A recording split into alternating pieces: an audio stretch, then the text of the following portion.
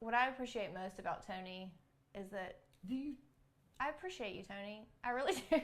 But I think what I appreciate most is that I just text you and I say, hey, a bunch of people send in gardening questions. Can you come in and answer them? And you say yes, 100% yes. And then you get here and you're like, what are we doing again? Why am I here? You asked me to come here, so I came here. You could ask me to do anything right now, and I would do it. I have no idea why I'm here right now, and I like that about you. I'm trying hard, even in this low chair where I'm looking up at you. I like it that way. Yeah, okay. I can live with it for less than an hour. Okay. All right. So, when I hung up the phone or got through talking to you, I said, I did something and told Catherine, do you think that was a good decision? What do you mean? Of course it is. And Beth said, I think it's great, Tony. What's the big deal? So mainly I don't know what I'm supposed to be doing. Okay, so let me give you the recap, and we'll give the recap for the audience too. Answering questions. Yeah, which you're an expert in your field, so this should be no problems whatsoever. No, that's why I really didn't feel uncomfortable with doing it.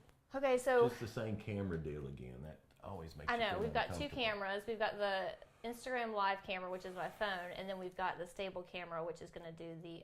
Nate's going to go back and edit it so that we can post it on Facebook. We can post it on YouTube. So if I'm looking, do I look into any particular one? You can look at all of them, all the audiences here, all of the audiences. But to recap a little bit for the people who may have not seen the announcement and have started following since. I did the last Q&A. I did a Q&A, I think it was about a week or a week and a half ago. And a lot of people sent in questions. They were great questions. A lot of them were design questions, but then there were several that were gardening, maintenance, installation questions. And I just felt like that was, I know a little bit about it, but why not bring in somebody that knows a lot more about it than I do? Because we want to be... It's a smart move on your part. I mean, I don't, believe it or not, I don't know everything. Don't know everything. I know it's really hard for everyone to believe. This is not being recorded, I know. I'm willing to admit I don't know a lot about a lot of things. So that's why I brought you in. And on top of the questions that they asked last time, we got even more questions that came in the meantime.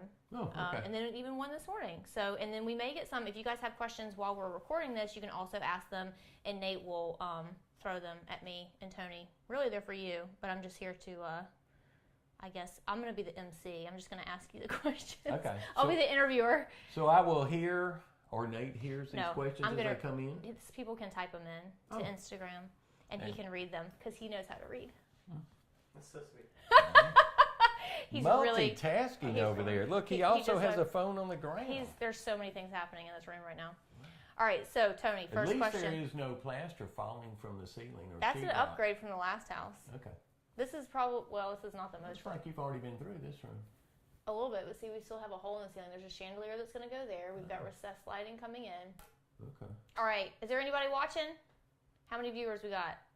Woo! Hello. I don't know who's on there because I can't see the screen, but hi, everyone who's following. All right, Tony, you ready for your first question? Ready for the first question. Yep. First question is, someone asked... People are actually looking at us? Yes, people are watching us right now. How about that? Okay. Hello. Someone asked about lawn fertilizer, weed and feed. They specifically asked if there was a type that was safe for kids and dogs. What is your view on that? That's a more than humans and dog questions. Number one, we learned that we are not going to be very successful at feeding and trying to kill weeds at the same time. Okay, so you're okay. I talked to a client about this yesterday. You're anti-weed and feed. I am. Okay. It's either or. You're either fertilizing or you're killing weeds. Now, Bill Finch would say to not do either. He would say to just cut it high, cut it often. But you're saying if you're going to weed or if you're going to feed. If you have existing weeds, you use what we call a post-emergent herbicide that will address and kill the weeds that you have in your lawn. And then basically you're going to fertilize. That way you're not fertilizing your weeds at the same time.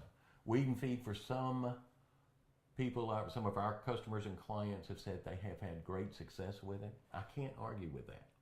I've seen it kill some lawns, though. It has. I've seen it kill many lawns, or at least retard them. Yes. So basically, if you're interested in getting rid of your weeds, either mow your grass on a regular basis and or put out a post-emergent herbicide. Now this is a great time of year also to put out a pre-emergent herbicide, even though we've been a little warmer than usual possibly this February. Put out a pre-emergent herbicide, and that will take care of any new seeds that have fallen off the weeds during the winter. So pre-emergent means that it's killing the seed before it emerges, right, into a little plant. Before you see the weed, it will kill it as a seed. As opposed to a post-emergent that's killing the weed after it's emerged from the seed. Exactly. The weed that you see on the ground, the post-emergent will take care of. Now, side note, you always install, which I learned from you, that you always add pre-emergent to the landscape beds when you're installing a new landscape and you've tilled up all that new soil, or all the old soil that had plants in it, and all those seeds are dropping off those old plants and weeds and everything, and you're kind of like tilling them under into that fresh dirt, which would make them very easy to pop up into new weeds as soon as you get that landscape in. So instead, you're putting in that pre-emergent, which causes those weeds to not pop up right after you've installed that new landscape, which is exactly what you don't want. I've been listening, Tony. Look, I lock all that knowledge away. Yeah. It is amazing that we can go in and you not have a single weed in your existing flower bed. Once we go in and start aerating that soil by turning it over a little bit, removing old mulch, but once we start mixing in bark, for example, and start turning the soil, and you're bringing up old seeds that really could have been dormant for decades. But you're giving it like amazing. The perfect home with that new fresh soil being turned over. And all of a sudden, Tony, did you plant me all these weeds in my new flower bed? No, but they will start germinating, so it's a great idea when preparing a new bed to do, as you've said you've seen me do, and that is put in a pre-emergent herbicide. Okay, I know this is not part of the question, but this is my question. Is pre-emergent a granular or is it a liquid? In most cases, you can get both, but in most cases, people are going to put out a granular type of pre-emergent. Okay.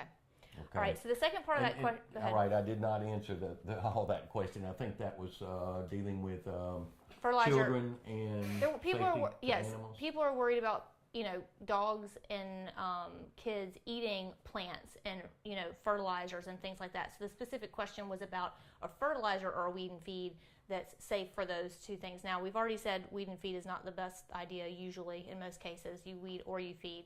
But is there such thing as a fertilizer that's safe for kids and dogs, or is it just a matter of quantity, or unless they're like eating it by the handful? It's which we're not going to recommend. No, I'm just saying like. Okay.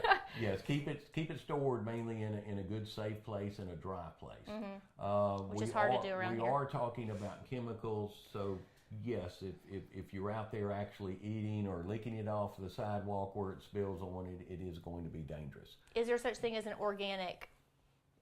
If it's a big concern, then yes, certainly you could use cottonseed meal as an organic fertilizer. Okay. You could also use, not going to be on the market a whole lot longer, but at this time, Mighty Grow is still available, and it is a natural, basically, chicken poop type of fertilizer. And that's a fertilizer, okay. It's a fertilizer. But no weed killer. No weed killer involved. In most cases, when you put out a granular, it is not going to be activated until it's actually watered in by your sprinkler system or it rains. Okay. But normally, if you put it out heavy enough to where it was going to be harmful to your pets or your children, you're going to burn up your lawn anyway. Mm-hmm. So it's not something that we're dispersing very thickly across the top of the ground. Okay. And I've never personally, even though we are dealing with chemicals, I've never personally heard of anybody being injured or gotten sick, an animal or children, because you fertilize your lawn and they happen to walk through it. Okay. But yes, we're not going to recommend that you eat it in any quantity. Right. Okay, fair enough. All right, so the second question is about what plants to prune before spring gets here. We're still in winter, supposedly. Supposedly, yes. I do have long sleeves on today. Yeah, but it's comfortable. But there are probably some pruning that people love to prune. I don't know what it is. They always tell me we want low maintenance, but they want to prune all the things. The crepe murder that's happening right now, these people know. I cannot anymore with the crepe murder. We're going to make T-shirts that say "Stop Crepe Murder." Would you like an order of T-shirts that say "Stop Crepe Murder"? Would you wear one? I'm not going to mention my size, but yes, I will. Okay. I would go ahead and order one of those. Okay. I would wear that. Okay. I And would. then, but as far as azaleas and hydrangeas and plants like that, is there any good time and is there any rule of thumb on how to prune them or when to prune them? Well, a general rule of thumb is plants that are dormant, let's say hydrangeas, let's say crepe myrtles. Anyhow, those plants that do not have leaves in the wintertime, if you have, and really you don't have to prune crepe myrtles at all. You really Thank don't you, have Tony, to, for confirming okay? this. It actually guys. causes more problems in most cases when you go back and butcher them, like we see those done overly Ooh, pruned butcher. around town. I call it murder. You call it Oh, butcher. okay. Either way, It's wrong. it's fair. It's too late to prune right now, to be honest with you, Okay. on those plants. So note that, guys. Too late to prune right Okay. now. And that's only because of, and I'm talking about this year in particular, we've had such a warm February. I mean, Yeah. it's like spring weather. So, Yeah. so we're noticing a Everything's starting to lot pop out. of dormant plants. And for those that don't know, that's plants that don't have leaves during the winter. But they're already producing their buds and the leaf growth. And so normally we are going to prune those when the sap is down during the cold months. Let's just say January, because normally we have a relatively cool. That's a good time for those.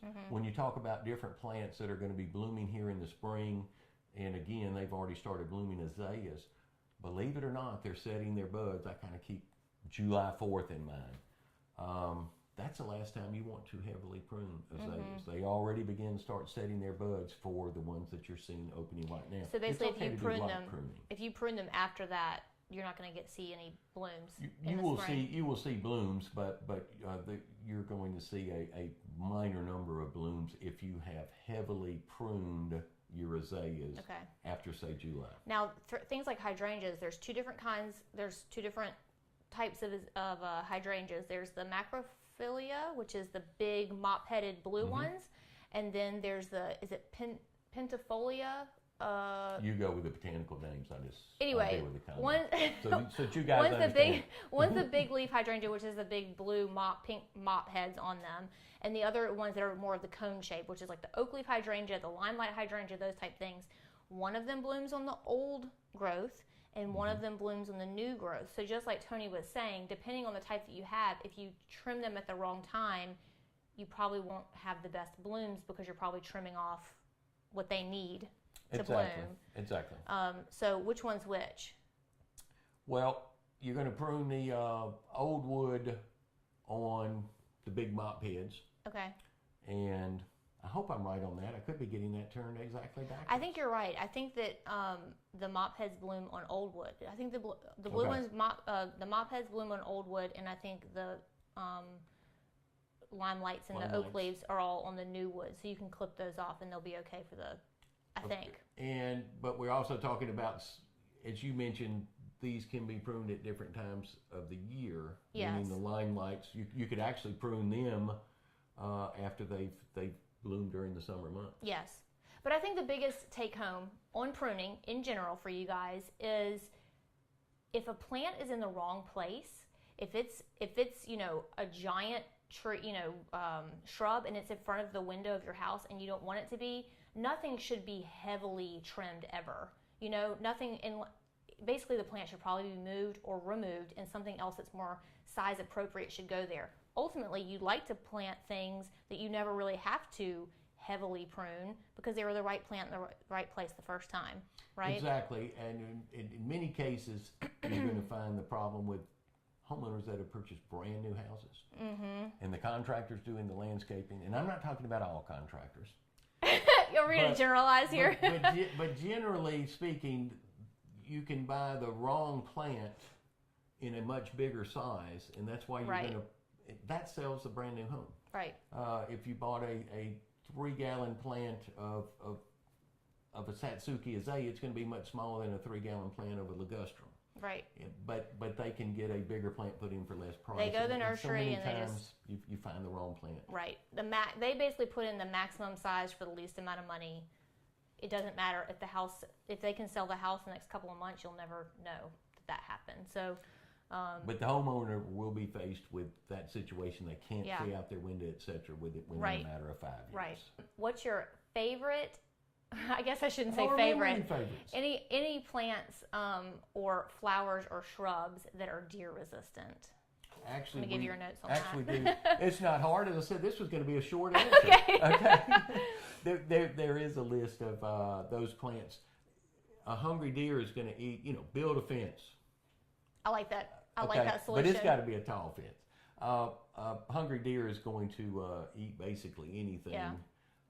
But plants with strong fragrances and scents, they're going to kind of turn their nose up to a little bit. Interesting. Okay.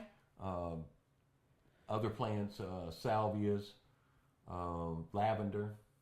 What about like is it Elaeagnus? What's the one with the really pungent smell? I can't remember. It kind of smells like bacon. But you're just saying anything that has a strong smell. Bacon, pungent? Yeah. Okay. Have you ever smelled? Maybe it's not I think Elaeagnus. even a deer would probably eat bacon. No. Maybe. But Elaeagnus may be the one that they do turn their noses up to. Honestly, I don't know. Okay. Tony's saying Google it.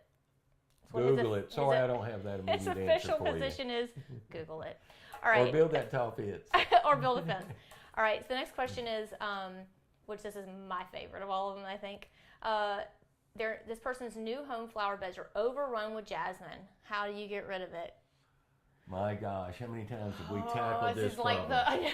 How many different chemicals have we applied to jasmine with zero results? Meanwhile, I do have clients who are currently installing jasmine without my permission, because I would never, ever, ever do that to anybody. It's awful. It has its place, but in most cases... Where? In the dump? There you go. It's on the current job we're on now, we actually made the people's sidewalk and patio area twice as big as they thought it actually was, because the jasmine bed that is planted around it, and we're speaking of Asian jasmine, had overgrown by a number of feet. And so they were amazed at how small the actual bed was. Okay, so this person's problem is that they already have it. Like we're just both agreeing that it's horrible and you should never plant it under any circumstance. He might not say any circumstances, but the question was, now we have it, how do we get rid of it? And I've heard some crazy methods. We have actually tackled this by trying to spray it, and really it's just got a strong waxy membrane over the leaf, and so it really does not absorb. And there's such a massive root structure, and that's the way most of these weed killers work. Roundup has gotten a bad rap, but they're actually absorbed through the foliage, and when they have this waxy leaf, then it kind of just rolls off. Right. You can put a sticker on there, which is just a few drops of something. Some people would just use dishwashing soap to make it stick to the leaf, and it will help a little bit better. As far as killing Asian jasmine, I really have not. Anything that's legal, we have not found anything to spray on there. Are there illegal ways to kill Asian jasmine? No, there are illegal chemicals that have been banned. It's like, wow, is there like a black market for Asian jasmine killing? Yeah, get out there and scold it. Don't you come back up. Well, which is not allowed anymore. But no, there are still chemicals lingering around that have been taken off the market. But it's my understanding too that you can do things like weed whack and basically like open up all of those little endings of the vines instead of having the leaves and having the Roundup absorbed there. Weed whack it so that all of the little stems are exposed, and then do concentrated Roundup on it, several rounds of that, so that there's a lot of openings to absorb it. But in the end, you have to dig it out. Like, you have to weed whack it down, try to kill it as much as you can, and then just dig it out. Do you recommend planting large trees in large containers for patio space? And I think that this question, I mean, yes. To me, anything that can fill it up, a patio space with some really nice large green foliage would be great. I think the bigger question here is making sure that you're getting the right size planter for your trees, because that is their home. And so planting a really large tree, you're going to need a really large container so it's got some room to grow, and then expect to pot it up even from there. I mean, basically you need something that maxes out at a certain size, right? To where it's not going to expand it over a pot. I agree. Handle. Generally speaking, when you put a plant in a pot, it is limited on the time that you're going to be able to leave it there. Yeah. Unless you're planting a teeny-weeny plant in a huge pot, and the plant's not going to get big. But that doesn't make sense. And also, I'm going to recommend that when we fill pots, we fill them with a granular type potting soil, mainly fine ground bark. We don't put one drop of actual dirt in that pot. I think that's a great tip. If you go to a wholesale nursery, or even probably the ones that you get from the big box stores or from your nursery as well, when they plant things in these containers, they plant them with really loose, it's pine bark conditioner or something, right? Exactly. It's not soil. Exactly. We'll put compost or something, worm castings, that sort of thing to add some nutrients to that soil. Such a fancy word for what that is. Worm castings. Okay. Yeah. Worm. Yeah. Poop. Yeah. Okay. But anyway, you will need to do something to beef up that granular. But yes, so many I ask customers and clients about their pots. Oh yeah, Tony, I've got a hole in the bottom of my pot. I know it drains, because that's always a big concern. Make sure that your pot is draining. Yes, Tony, my pot has a hole in it, but that doesn't mean it's draining. It's all about what you put inside of it. All right, guys. Yes. Signing off. Thanks so much. Bye.